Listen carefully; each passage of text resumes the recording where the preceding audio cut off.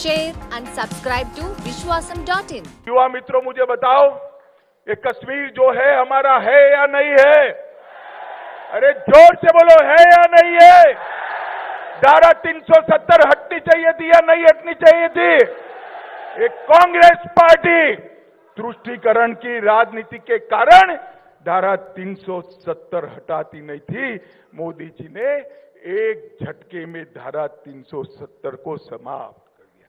हमने तीसरा वादा किया था, ट्रिपल तलाक को हम समाप्त कर देंगे। किसी की हिम्मत नहीं थी।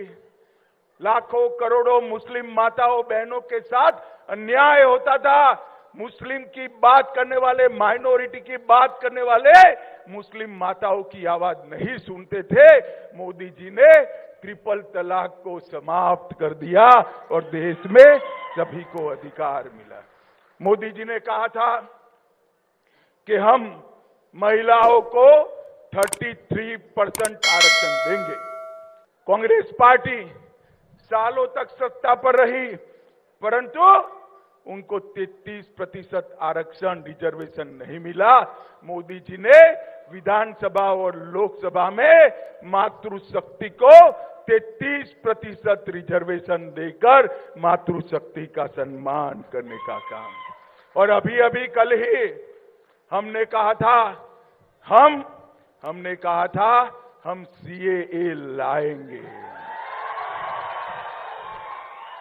कांग्रेस पार्टी सीए का विरोध करती थी।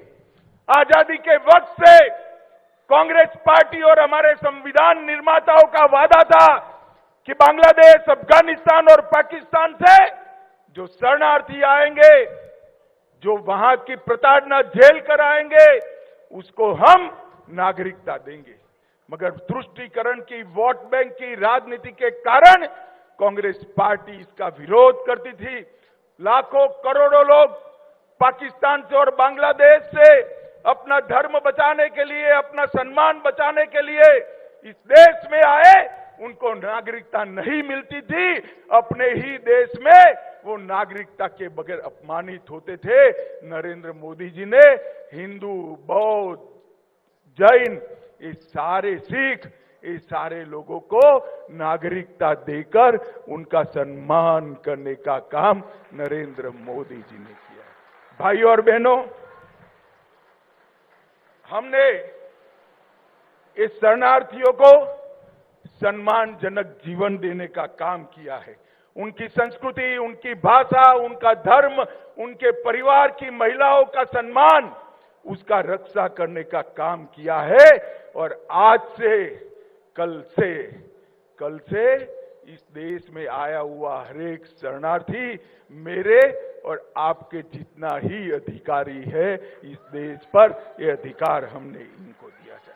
कांग्रेस ने इसका भी विरोध किया। मित्रों, 10 साल में हमने कई सारे रिफॉर्म किए हैं और मैं आज आपको बताना चाहता हूं, 10 साल पहले मैं जब यूपी का इंचार्ज था, 2014 में, सोशल मीडिया की ही मीट थी। इतनी बड़ी तो उस वक्त होती नहीं थी। आगरे में छोटा सा हॉल था, 300 सोशल मीडिया वॉलेंटियर थे।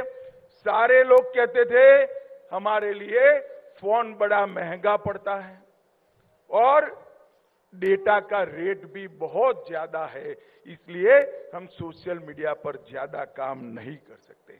आज मैं आप सभी मेरे साइबर योद्धाओं को कहना चाहता हूं, आपके हाथ में आज मेक इन इंडिया का फोन है और सबसे सस्ते डाटा के साथ आप इंडिया की सक्सेस स्टोरी को दुनिया भर में पहुंचा रहे हो।